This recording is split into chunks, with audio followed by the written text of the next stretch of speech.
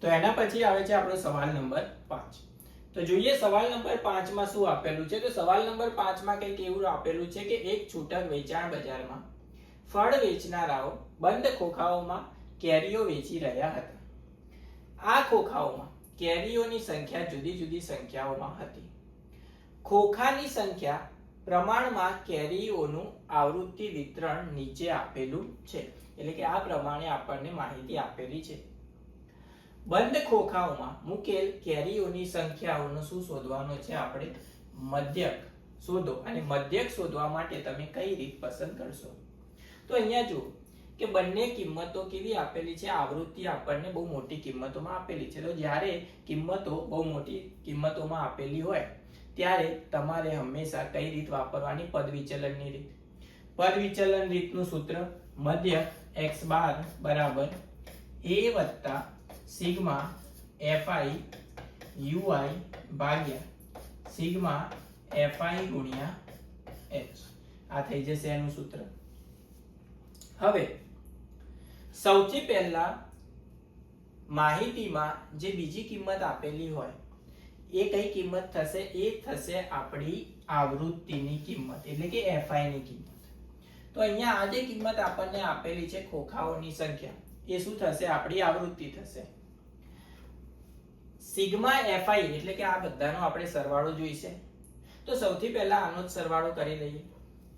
5 ને 5 10, 10 ને 5 15, 15 ને 5 20. 20 ની શૂન્ય વધી કેટલી આવશે? 2. 2 ને 1 3 ને 1 4, 4 ને 3 7, 7 ને 1 8, 8 ને 2 10, 10 ની શૂન્ય વધી કેટલી આવશે? 1, 1 ને 1 2, 3 અને 4. એટલે કે ખોખાઓની સંખ્યા કેટલી હતી? ટોટલ 400 હતી. એના પછી તમારે હંમેશા ટેબલમાં શું શોધવાની? સૌથી પહેલા કિંમત શોધવાની xi ની કિંમત. xi ની કિંમત કઈ રીતે શોધાય? તો જે પણ અંતરાલ આપેલો હોય તેનો સરવાળો ભાગ્યા 2. તો અહીંયા જુઓ અંતરાલ કેટલો આપેલો છે? 50 અને 52. તો 50 વત્તા 52 કેટલા થશે? 102. 102 ભાગ્યા 2 એટલે કેટલા થશે? 51. કેટલા થશે? 51. હવે અહીંયા આ જે સવાલ છે પરીક્ષા માટે IMP છે, કારણ કે આ સવાલની અંદર ભૂલ થવાના ચાન્સીસ કેવા છે? વધારે છે. કઈ રીતે? તો આપણે આગળના સવાલોમાં જોયું કે ધારો કે કોઈ સંખ્યા ચાલુ થતી હોય 1 થી અને પતતી હોય 3 ઉપર, અને બીજી સંખ્યા ચાલુ થતી હોય 3 થી અને પતતી હોય 5 ઉપર. એના પછીની સંખ્યા ચાલુ થાય, અંતરાલ ચાલુ થાય 5 થી પછી 7 ઉપર. તો જે સંખ્યા જ્યાંથી પતતી હોય ત્યાંથી તમારો બીજો અંતરાલ જે છે એ શું થવું? એ ચાલુ થવો જોઈએ. પણ અહીંયા જુઓ, અહીંયા એવું આપેલું નથી. અહીંયા 52 ને પતી જાય પછી ચાલુ ક્યાંથી થાય? 53 થી ચાલુ થાય. એનો મતલબ એ થયો કે અંતરાલ જે છે અહીંયા કન્ટિન્યુમાં આપેલો નથી. તો એના માટે તમારે શું કરવાનું? તો 50 માંથી 0.5 માઇનસ કરવાના અને 52 માં 0.5 શું કરવાના? પ્લસ કરવાના. એનાથી ટેબલમાં ખાલી એક સંખ્યા વધશે, બાકી કઈ ફરક પડશે નહીં. ફરક ખાલી એક જ કિંમતમાં પડશે. કઈ કિંમતમાં? તો h ની કિંમતમાં. કારણ કે જ્યારે આપણે અહીંયા બંને વચ્ચેનો તફાવત કેટલો છે? 52 - 50. કેટલો તફાવત છે? 2 નો. પણ જ્યારે આપણે આમાંથી 0.5 માઇનસ કરીશું અને 0.5 પ્લસ કરીશું તો આપણે આ સંખ્યાની અંદર કેટલા ઉમેર્યા? 1 ઉમેર્યા.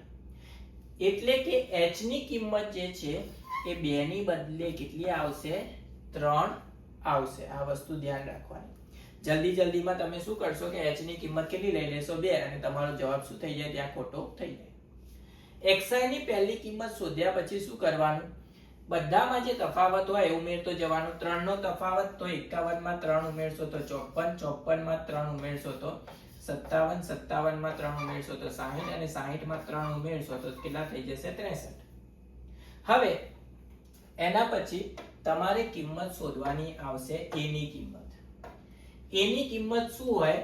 તો a ની કિંમત એટલે કે કહેવાય ધારેલો મધ્યક, જે તમારે ધારવાનો હોય xi ની કિંમતમાંથી. સામાન્ય રીતે આપણે જે વચ્ચેની કિંમત હોય એને શું ધારી લઈએ? એની કિંમત ધારી લઈએ. તો અહીંયા 57 ને લઈ લઈએ આપણે એની કિંમત. એના પછી સૂત્રમાં આપણે શું જોઈશે? યુઆઈ જોઈશે.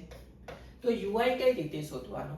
તો જે પણ આપણે એ ધાર્યો હોય ત્યાં યુઆઈ ની કિંમત કેટલી થાય? 0. એના પછી ઉપર આવશે -1 -2 જ્યાં સુધી ચાલે રાખે ત્યાં સુધી એક એક એડ કરતા જવાના. 0 ની ઉપર માઈનસમાં આવશે. એ જ રીતે 0 ની નીચે શેમાં આવશે? પ્લસમાં, એટલે કે 1 2 3 જ્યાં સુધી નંબર આવતા હોય ત્યાં સુધી તમારે લખવાના. એના પછી સૂત્રમાં આપણે શું જોઈશે?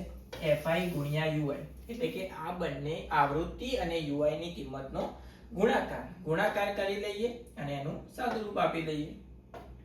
તો જ્યારે આપણે fi ગુણ્યા ui કરીશું તો શું મળશે? 15 દુ કેટલા થશે? 30, તો -30. 110 ગુણ્યા 1 કેટલા થશે? -110. 0 ગુણ્યા 135 કરો તો જવાબ શું થાય? 0 થાય.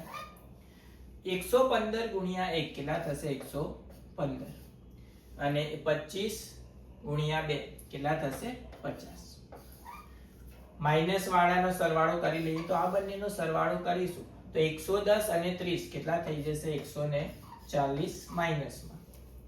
એ જ રીતે જો આ બંને સંખ્યાઓનો સરવાળો કરીશું તો 115 ને 50 કેટલા થઈ જશે? 165. આ બંનેનો સરવાળો આપણે કરીએ એટલે કે 165 માંથી જો 140 આપણે બાદ કરીએ તો જવાબ આપણને શું મળશે? 25 મળશે. એટલે કે fi ગુણ્યા ui એનો સરવાળો આપણને શું મળ્યો? 25. બધી કિંમતો મળી ગઈ તો કિંમતોને સૂત્રની અંદર સેટ કરી દઈએ તો આપણને શું મળી જશે? જવાબ મળી જશે. a ની કિંમત કેટલી હતી આપણી પાસે? 57. તો a ની જગ્યાએ આવી જશે 57 વત્તા સિગ્મા fi ui, આનો સરવાળો કેટલો આવ્યો? તો 25, તો અહીંયા આવી જશે 25 ભાગ્યા સિગ્મા fi નો સરવાળો કેટલો મળ્યો આપણને? 400, તો અહીંયા આવી જશે 400 ગુણ્યા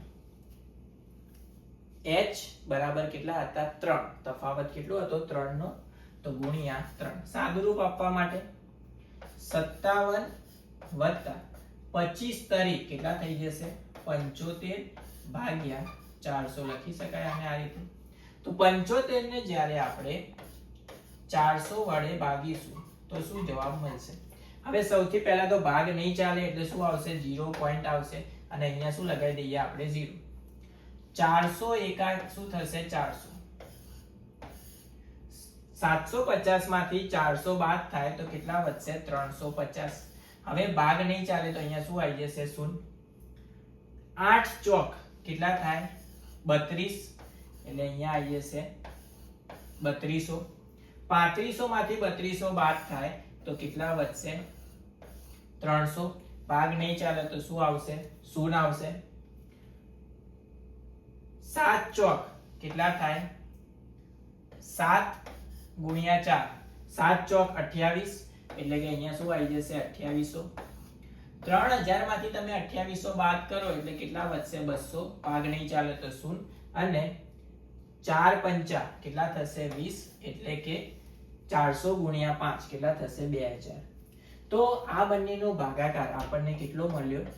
57 વત્તા ભાગાકારમાં 0.1875. 57 માં કિંમત એડ કરો તો આપણો ડાયરેક્ટ જ જવાબ થઈ જાય 57.1875, જે કિંમત આપણને શોધવાની કીધી હતી.